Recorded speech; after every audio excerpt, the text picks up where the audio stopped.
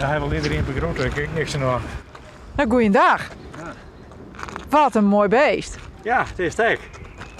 En hij is goed, alleen hij is wat slimmer, hè? Wat is dit voor hond? Dit is een Duitse dag. Ben je altijd zo groot? Ja. Ja, deze heeft jou hier van in de Polen halen. Oh, hoe dat zo?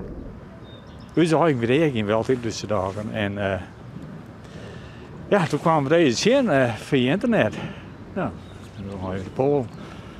En daar hebben we nou eerst spijt van. Hij ben een jaar ouder om halen.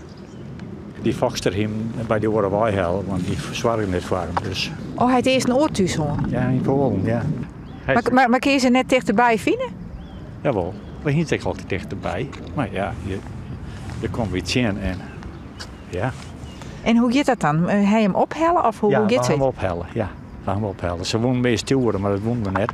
Maar dan moet ze op transport en ze helpt zelf wel op. Dat is ook al die stress hè, voor die honden. Nou ja, we gaan een nachtje overnachten daar in een hotel. Ja, dat is aan dan. Ja. En hij had dus eerst een oortuushoorn. Wat weer er aan de hoorn? Die mensen gingen te weinig centen lopen varen, dus die jongen te weinig eten. En dat zei die foxter, dus die hadden bij Bram gekocht en wij dat boezen net. Nee. Ja, het is wel goed, jongen, het is wel goed. Hè? Ja, ik ben. Oh, het is altijd wat een risico, hè? Als ze eerst ergens oorwest hebben, of net? Het is altijd een gok. Eerst in wel die pups, maar de laatste tijd heb ik wel iets opvangen, ja, om die honden goed plak te krijgen. Alleen het kan geen vallen, maar het meeste tijd is dus mij vallen. He, dat is de achterliggende gedachte om de hond net goed plak te krijgen te litten. En we zijn blij dat we deze nog hadden, dat hij wel is. En dat is die foxter Poolnek, die is een stukje blij.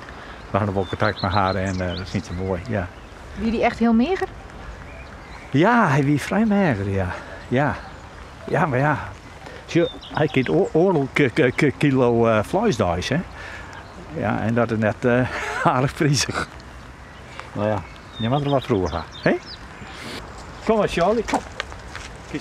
Kom maar. Nou, hoi, hè. Hoi.